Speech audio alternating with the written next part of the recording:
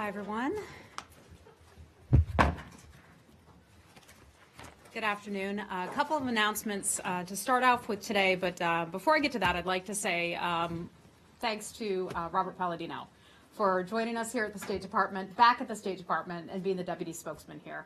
As you know, Robert gave his first gaggle off camera yesterday, and he did a terrific job. I had the pleasure of sitting in the back of the room for the first time during a briefing, and boy, was it intimidating sitting all the way back there and hearing all of your questions. So had I done that before I'd taken this job, I might not have taken this job. But you did a fantastic job yesterday. I know it very hard. You did a fantastic job yesterday. We're so proud of you and thrilled to have you back here at the State Department. Yeah. Okay, couple announcements, and then I'd be happy to take your questions. I'd like to start out by talking about an event that the Secretary attended at the White House earlier today, where he congratulated two Americans who were recognized by President Trump and Secretary Pompeo for their extraordinary work to fight and combat human trafficking. It was the President's Interagency Task Force to monitor and combat trafficking in persons. It was an annual meeting that was held at the White House. It was also attended by Ivanka Trump. The event is typically chaired by the Secretary of State, but for the first time ever, the President attended that event as well. Together, they presented the Presidential Award for Extraordinary Efforts to Combat Trafficking in Persons. Mean Apatel Davis, who serves as Mayor of Houston's Special Advisor on Human Trafficking, and William Wolf, a law enforcement officer who helped recover more than 125 victims of human trafficking, were acknowledged for the outstanding impact that they have left on their committees. The Secretary also championed an additional $25 million that was awarded under our program to end modern slavery. Next, and we've had a busy day here at the State Department, the Vice President was here earlier today. He was here this morning to open the Conference on Prosperity and Security in Central America. The Vice President underscored the United States has never been more committed to helping our Central American neighbors tackle the security and economic challenges driving illegal immigration and to building a more prosperous future for the region. Secretary Pompeo is co-hosting the two-day event with Department of Homeland Security Secretary Kirstjen Nielsen and our Mexican partners, Foreign Secretary Videgaray, the Secretary of Government Navarrete, and we also welcomed President Hernandez of Honduras, President Morales of Guatemala, and Vice President Ortiz of El Salvador.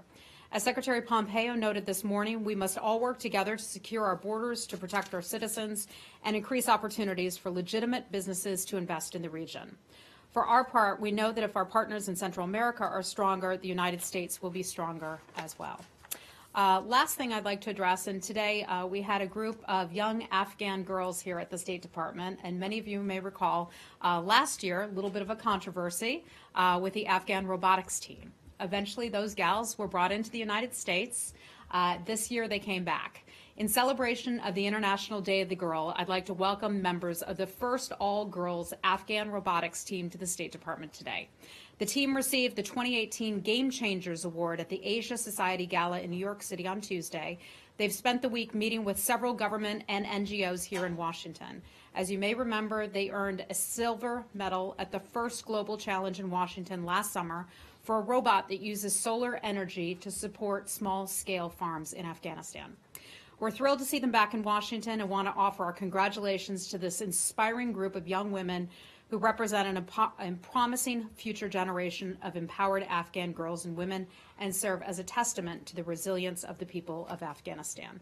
And with that, I'd be happy to take your questions. Yes, congratulations to them. I assume that they didn't have the same visa issues this time around as they did last time. As I recall, it was the president himself who intervened and got them their visas. We learned a lesson there. Yeah, okay, good. Well, congratulations to them. Can we start with the whole Jamal Khashoggi case?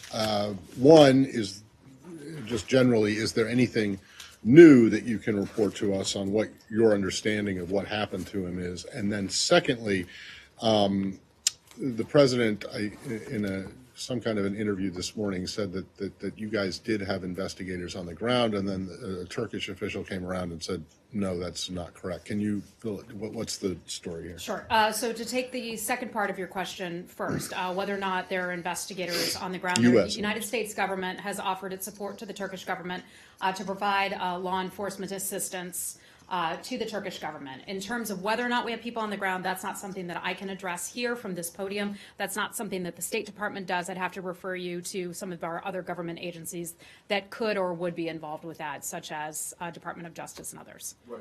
But there are regional security DS officers on the ground already. Yeah. You know, they're always there. You can't say We if do have they're- that. Our diplomatic security officers, to my knowledge, don't handle those types of investigations. They handle State Department matters only. And then the first part of the question, is there anything Anything new on that front? in terms of your understanding or lack of understanding of what happened? Yeah, and I think it's something that's really important to keep in perspective. As we have said from the beginning, we are not certain about what happened to Jamal Khashoggi. The Secretary released a statement earlier this week. The Vice President has talked about this. The President has talked about this. We are all concerned about his whereabouts. We don't have any information on his whereabouts right now or what happened to him.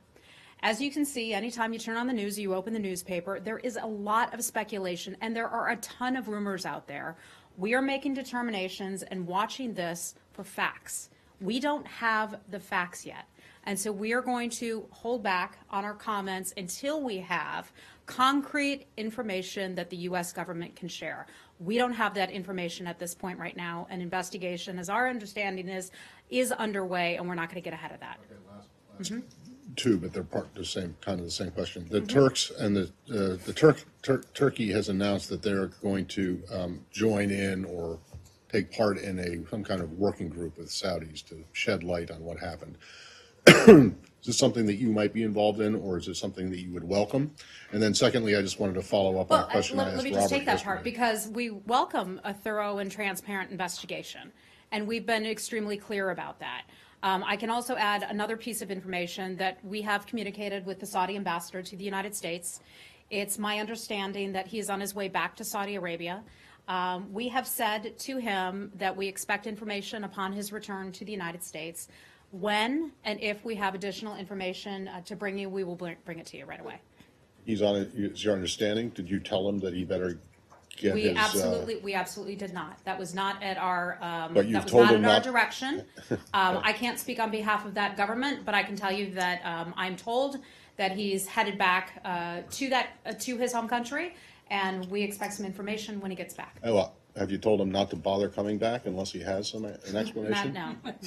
All right, and I'm then, not going to get ahead of things. I mean, look, the U.S. government is extremely concerned about this situation. This has the highest attention at the highest levels of the United States. I'm not trying to make light of it. I just want to know, have you told him that, look, when you get back here, you better have a, We better would have an like some explanation for information. it. We certainly would, and I don't think we've been shy about And then that. last one, and I'll shut up. Yesterday, I asked Robert, and other people did too, about this reports about intelligence that you guys may or may not, or reports that you did have intelligence that there might be some harm that came to him. He gave a kind of cryptic answer at first, said that you had no advance notice of his disappearance, and then when I pushed him and said, does that mean you didn't have any advance notice that anything bad might happen to him, not disappearance necessarily, he said, we had no advance notice. So I just want to clarify, does that mean you had no advance notice of, or no intelligence or any information about anything that might or possibly could happen to him at the consulate?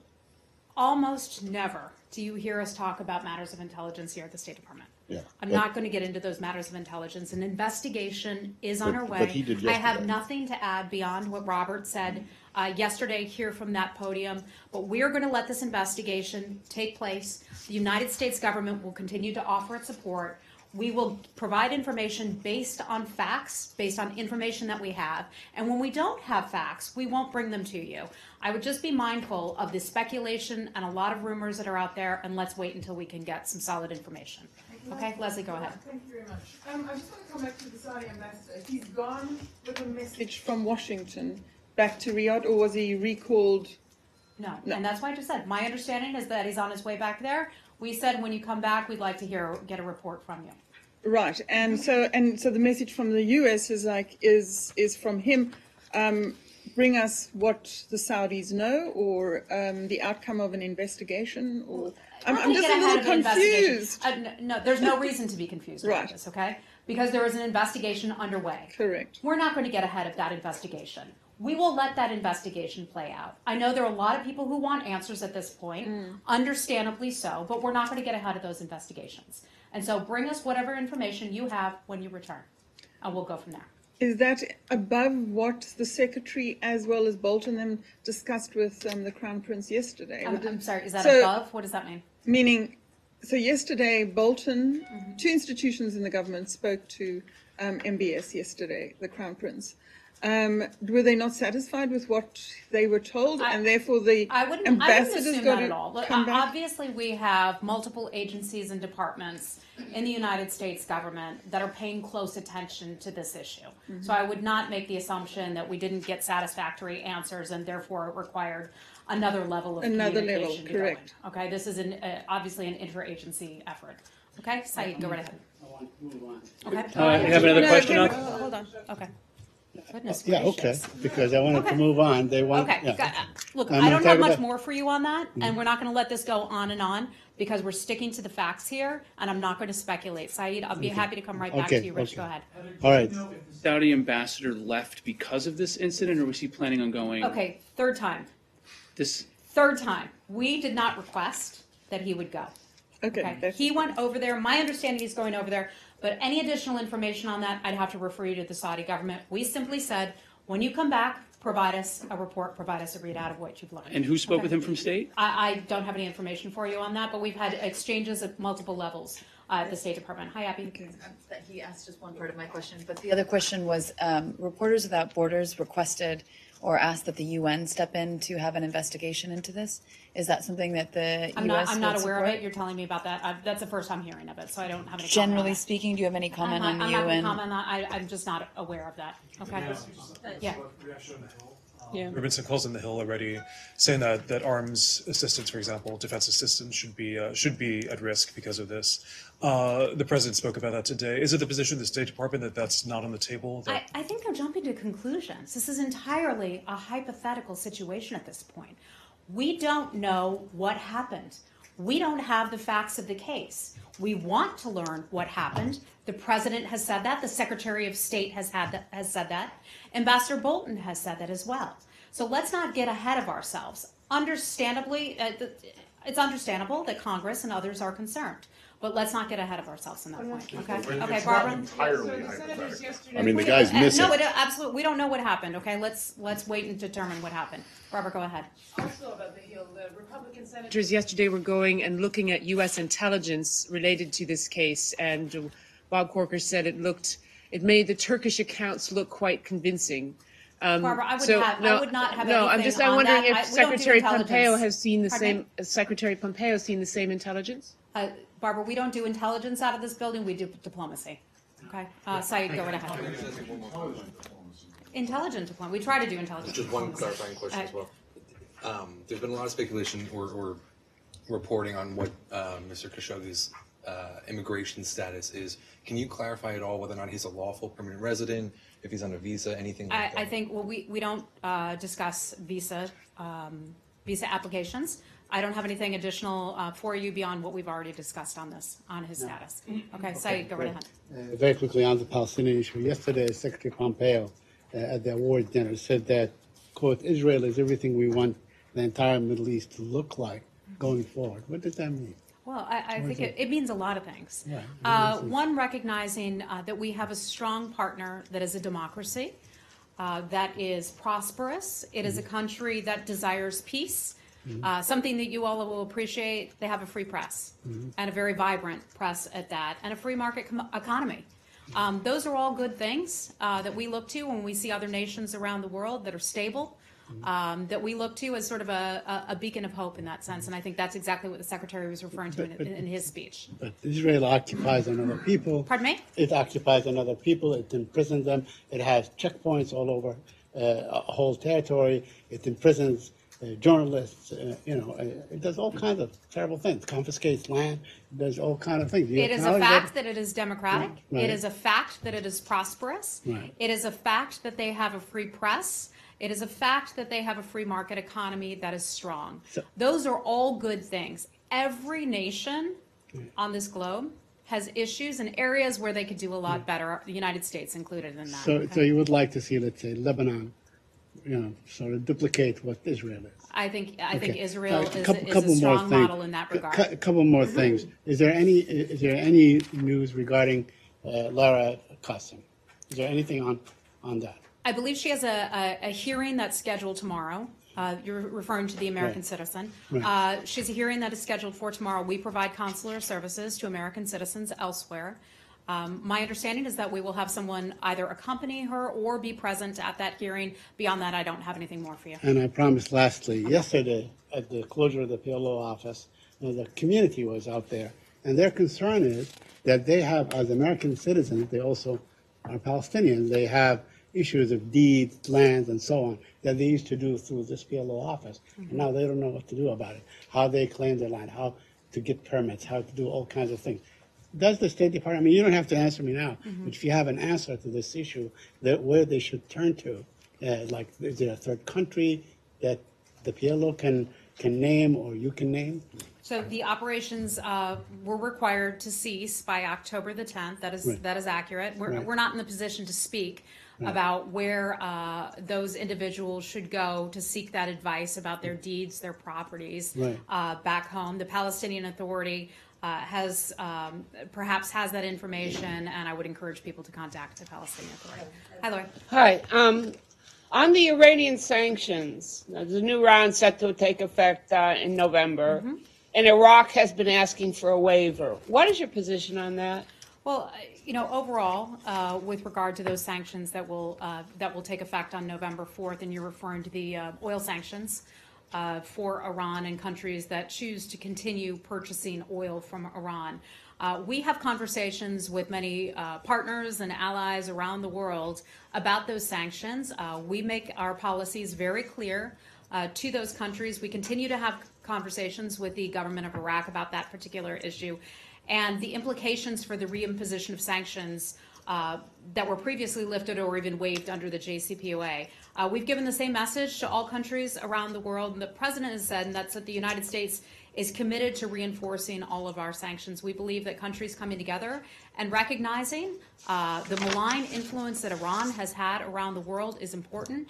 We know that Iran and the government of Iran has taken the benefits that it received under the JCPOA, and they've poured that money not into their own population, not into the good of the people, not into its medical hospitals and things of that nature, but rather they've used it for its own nefarious programs. That sounds like you're saying no to the Iraqis. I'm not forecasting anything. We don't forecast that kind of stuff anymore. I have a quick follow-up on that. Hold on, let's move on. Go right ahead. Yes, go Yes. So what is your stand with India placing fresh orders now, despite the threat of these U.S. sanctions and the U.S., as you have said from this, that you are trying to find alternative suppliers for them and all that?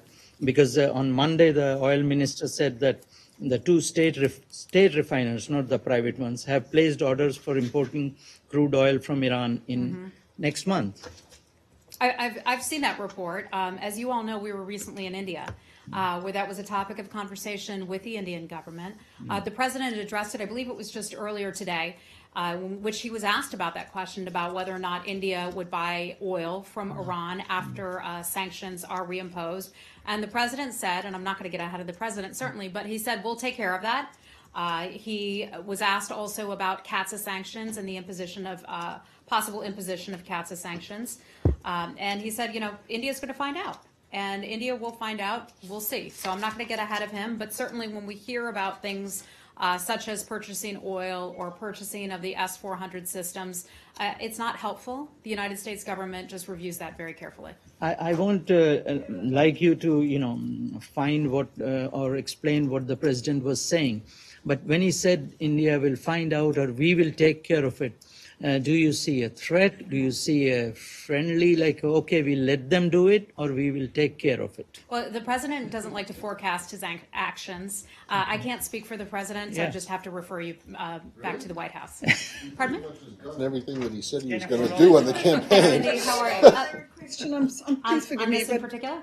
This is another major news headline of Okay, the day, hold- and it's Brunson. I will come and back I think to you. we need to Hold address on. that. I'd be more than happy Thank to, you. of course. Leslie, I've already come to you. Let me try to make it around the room. I I know. promise you I will come back to you. Thank you. okay? We need to Okay, let get me go to through those. Cindy with VOA. She has not had a Go question for yet it, today. please. Oh Go my ahead. goodness. Yes, thank you. I was also going to Let's ask share. about Let's share, kids. Right. Okay, Cindy, go right ahead. any updates on Pastor Brunson. Oh, Leslie, she stole your question. Oh, I'm so sorry. In all seriousness, as you all know, this is a case that the entire U.S. government has followed very, very closely. Pastor Brunson has been under house arrest and prior to that imprisonment for far too long. The Secretary gave a speech last evening in which he spoke about Pastor Brunson's case. As many of you are well aware, Pastor Brunson has a hearing that's scheduled for tomorrow. Our folks from our embassy in Turkey have been very engaged in this case, have been providing assistance and support in any way that we can for Pastor Brunson and his family. Let me also take this opportunity to remind you that we have locally employed staff who have also been detained, in addition to the NASA scientist who is still in Turkey as well, who is an American citizen. All of those cases have the United States government's tremendous concern, and we're watching those carefully. Now, Pastor Brunson's case happens to be tomorrow. We don't have any further information on it, other than that, the Secretary spoke yesterday, and he said it's the right thing for them to do to release Pastor Brunson. It's the humanitarian thing to do for Turkey to release him. I'm hopeful that before too long, he and his wife will be able to return to the United States. That would be an important step forward for the U.S. and Turkish relationship. I don't have anything for you other than that, but we look forward to watching the case very carefully tomorrow. Can you either confirm or knock down a report from NBC that there is a deal? Yeah, I am not aware of any such deal. I'm not aware of any such deal that has been reported by NBC News. Thank you. Well, whether you're aware of it or not, is it possible there is one? I'm not aware of anything. That's all. I can only speak about what I'm aware of and what we do out of this building. We are not aware of anything. There is a hearing that takes place tomorrow. There's a legal process that plays out. We'll be there in support of Pastor Brunson and his family at that hearing. Are you aware of if the Secretary has spoken to his Turkish counterpart today or plans to? I do not have any information on whether or not the Secretary has any calls of that nature. We have engaged with the Turkish government on many levels in the past about this case, and we're watching it carefully, but I don't have any call lists from the Secretary. Okay. Hi, Jenny. Heather, maybe you can answer or not these issues. I hope. It is reported that North Korean Kim Jong-un have rejected the U.S. interpreter at Secretary Pompeo and North Korea Kim Jong-un's official meeting at the Pyongyang.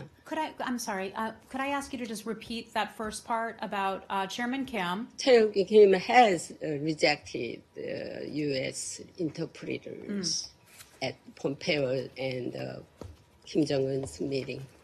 So why North Korean Kim Jong-un rejected the U.S. interpreter? I have to refer you back to that government to get an answer on that. But we feel that we were well represented in that meeting with Secretary Pompeo, with Special Representative Steve Biegun, and we also had a colleague of ours in the room who speaks fluent Korean. So we feel that we were well supported in those meetings. But politically, we need both side interpreter. Why he need their own side? Why they don't want it? The United States side interpreter. That is not fair. We had equal numbers of people in that room having those meetings, and we feel fully confident that those meetings were fully understood not only by the United States side, but I believe by the North Korean side. How do you understand the North Korean Kim Jong-un's Korean saying? Well, I certainly wouldn't. Yeah. But my colleagues who are in the room who speak Korean would. Okay, next Right, question. Anybody else have something on North Korea? Boy, since when are you all not interested in North Korea? Okay, I'll allow it. Go right ahead. First, a quick follow-up on Iran. Okay. Has India requested for a waiver on Iranian oil? I think I already addressed that. You didn't. And secondly, India has Saudi supplying additional oil to India from next month onwards. Is it part of the U.S. Request to Saudis to Saudi release? Arabia sent oil to India. I Is wouldn't have. I Saudi wouldn't have Arabia any. is releasing more oils to India next month? I'm afraid I don't have any information for you on that. Okay, and then I have two more questions on South Asia, one on Afghanistan. Uh-huh. Ambassador Khalilzad is in Saudi Arabia right now. Before he was in Afghanistan, Pakistan. Has he made any headway in the peace talks? Well, I think anytime we're there on the ground, we're making headway. And the fact that we have a special envoy whose main job is to bird dog this issue, sort of an American term, forgive me for that, but to fight for this issue every single day, to work hard on this issue with his team, that's important. I think that's a step forward. He has a lengthy trip to the region. He was just in Afghanistan. He spent some time in some other countries. He will head back to Afghanistan at some point before the end of his trip, I believe to give the Afghan government a complete readout of his entire travels. The purpose of this entire trip is to talk about the peace and reconciliation progress. This is something that will be Afghan-led, Afghan-owned, but supported by the U.S. government. So anything beyond that, I don't have, but I can tell you that he is meeting with a wide range of folks on the ground, from from President Ghani to the Chief Executive Abdullah, political groups, the High Peace Council, Afghan media, and also civil society. Pakistan has reached out to IMF for bailout package of around $8 billion. I know Secretary Pompeo had commented on this a few months ago, expressing his reservations on under what conditions IMF will give bailout package to Pakistan. What the U.S. has to say now? Sure. So we understand that Pakistan has formally requested assistance from the International Monetary Fund. In all cases, we examine that closely from all angles of it, including Pakistan's debt position in evaluating any type of loan program. This is something that we've been tracking fairly closely. The Secretary had spoken about this a few months back, I know in some interviews not that long ago. I think part of the reason that Pakistan found itself in this situation is Chinese debt, and the fact that there's debt that governments have incurred that they maybe thought wouldn't be so tough to bail themselves out of, but has become increasingly tough. So last question, and then I got to go. Go over there, but I have two Abby, that go I need ahead. to get done before the end of the week. On the subject right at the top. Yesterday, there was a call for senators triggering the Global Magnitsky Act.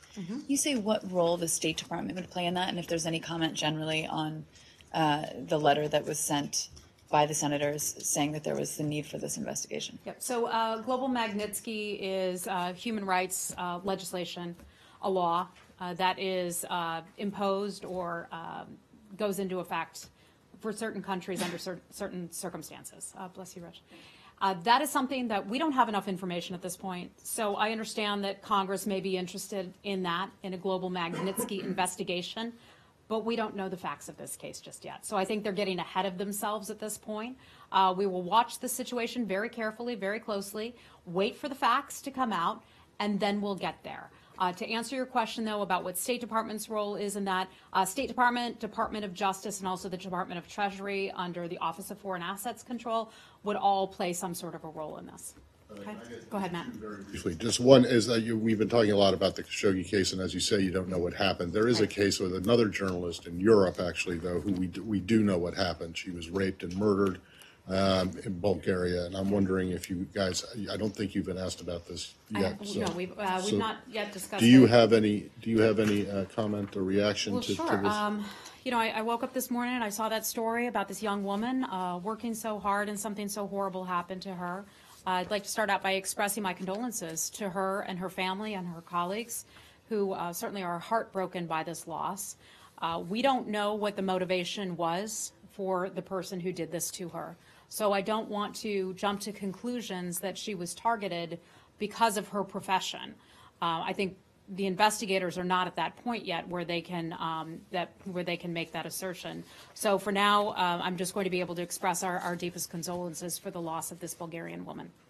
Secondly, I want to go back to something that is of great interest to you and the Secretary, at least in the past couple of days, in this ongoing war of statements between you and the Secretary and Senator Menendez over State Department appointments.